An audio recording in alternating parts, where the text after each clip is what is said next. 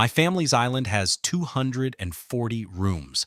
Louis had counted them when he was 7 and written the number on the inside of his wardrobe door in pencil so small that you would need a candle to read it. He thought about that often now. All those rooms, and the one they had given him at the very end. The noble floating island of Casa Aldric rose in tiered white marble against an infinite sky of layered violet and rose. Hanging gardens trailed their vines down sheer cliff faces, and the underside of the island was black volcanic rock studded with blue-green lichen. At dawn, the first horizontal light caught the whole structure so that one half glowed amber, while the other still slept in night.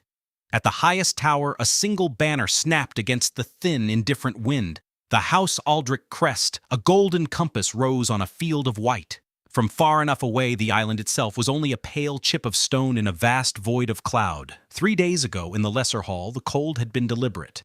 There was no fire in the grate, and everyone in the room knew that this was a choice. Louis, 18 and slight, stood at the far end of a long table, dressed in his best, though somehow he still looked like a boy who had borrowed someone else's clothes. He held a cup of tea with both hands, not because it was warm, but because he needed something to do with them. He had decided not to tremble. Lord Aldric, 50, with silver at his temples and a jaw and brow that Louis shared, read from a document without looking up. His voice filled the space without effort. "Island designation 7-7-4-koh," he intoned, each word placed like furniture in an inventory. "Granted to third-born son Louie Aldric in recognition of his reaching majority, effective immediately upon signing. The House provides 1 structural survey dated 4 years prior, 3 months provisions, passage 1 servant allotment, not to exceed 3 persons." He set the document down and looked up for the first time. "The island is yours. Whatever you make of it is yours." Between them lay the length of the table, 12 empty chairs, and everything that had never been said in that family. "Of course," Louis answered, very softly, the voice of someone who had learned that taking up too much space invites reduction. "Thank you, Father." He bowed, correctly, at the right depth, held for the right number of seconds because he had practiced this too and would not give them a wrong note to play. His knuckles paled faintly around the cup, then he straightened and smiled, a smile that was real, or had at least been built from one. He thanked his father. He remembered that clearly. He thanked him. By mid-morning, he stood at the departure dock beneath the island's belly, a wide stone quay bolted to the rock, with a single sky skiff tied at the far berth and pure open blue falling away beneath it. He had a leather trunk and the rolled survey under his arm. Beside him, 3 people loaded their own luggage with something close to defiance. Bettina, 32, the head maid, carried 4 boxes stacked chin-high, moving at a pace that suggested she found the dock's incline a personal insult. "The 3rd box has the winter linens," she announced too brightly. "They are labeled. If someone moves the labels, I will know." Chesko, 61, the retired butler, carried a single bag with such dignity it appeared to weigh nothing. "No one will move the labels, Bettina," he said, gentle and amused. Mira, 26, the head cook, balanced a wooden spice crate on her shoulder while reading a handwritten list and somehow not walking off the dock. "We're short on miso," she muttered. "Who decided we were only taking 2 jars? That's wrong." Louis watched them and opened his mouth. None of you have to—" "Master Louis," Bettina said, not stopping, not looking up, her voice a door closing pleasantly but firmly. "If you finish that sentence, I will put you in the 3rd box with the winter linens." Chesko coughed politely into his fist. Mira made a mark on her list. Louis closed his mouth and looked out at all that empty blue, then back at these 3 people loading boxes onto a skiff to go live on a rock with him. He did not ask why. He didn't beg them to stay. He only held the survey tighter. He thanked them, too. But differently. The word had a different weight when he said it to them, and he did not understand the difference then. He filed it away in the wardrobe with all the other small numbers.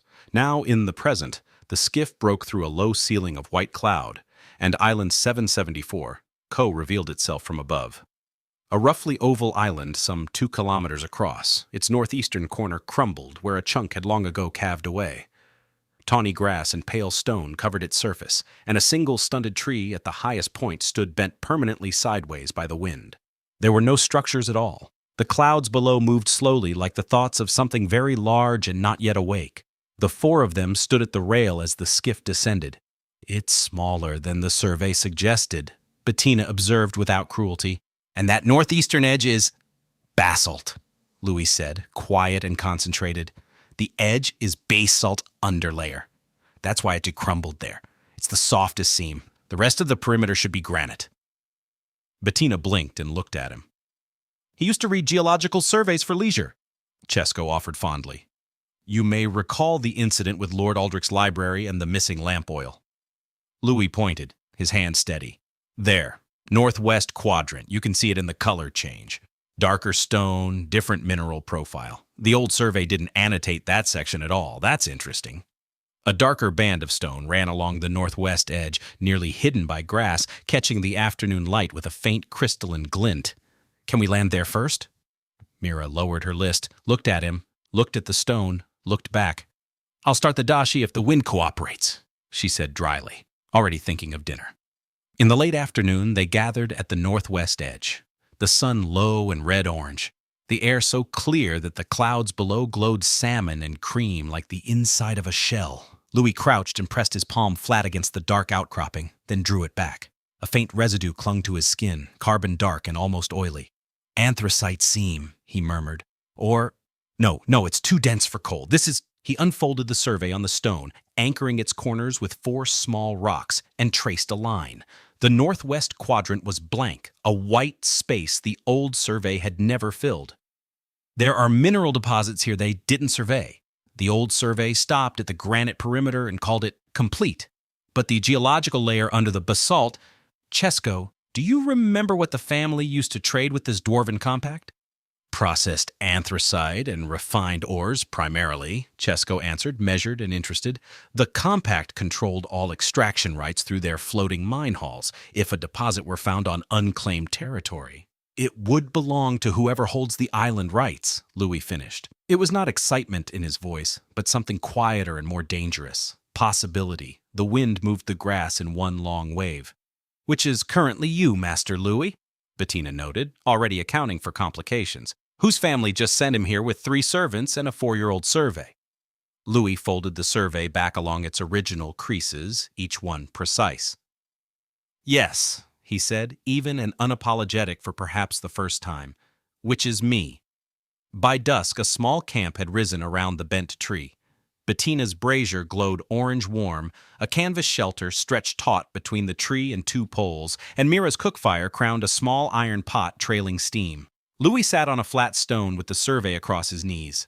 Mira ladled 4 wooden bowls without asking who wanted what, handing one to Chesko, who nodded his genuine thanks, and one to Bettina, who inhaled it like a prayer. Dashi, Mira said, flat and practical and warm because of it. No miso, because someone, and I mean the 3rd box, did not prioritize correctly. There's dried fish in it. Louie took the bowl, his fingers spreading wide around it to feel the heat, holding it nothing like the cup in the cold hall. Thank you, Mira, he said simply, and the thank you carried that different weight. He sipped and closed his eyes for half a second. When he opened them, something had appeared on the horizon. Not stars, a slow, distant smear of light, and something wrong about it. Bettina saw it first and set down her bowl. Master Louie, she said, very quiet, the tone of someone hoping to be wrong. Louie looked. From this altitude, the smear resolved into what it truly was. Dozens of islands in the mid-distance, their undersides burning, dark shapes moving slowly and patiently between them. The wind carried no sound yet, only a change in the air, heavier and colder than altitude alone could explain. How many islands are between here and the Aldric chain? Louie asked, level, which was more frightening than panic. 7 inhabited, Chesko counted, unwilling. 14 total, including the unmapped ones. 7 inhabited, Louie repeated, holding the number like something that might break. He looked down at his steaming bowl, then back to the burning horizon. We'll need more than a camp then, he said softly. Not a declaration, only what he had decided, and the smallness of it was the entire point. Later, alone at the northwest edge, he sat on the dark stone with the survey unrolled beside him and the island dropping away to nothing below his feet. The burning horizon still glowed its pale orange smoke. Above him, the stars hung so thick and close they looked like something he could put his hands into, and behind him, the bent tree stood dark against them, the campfire a small warm point in all that vast and waiting night.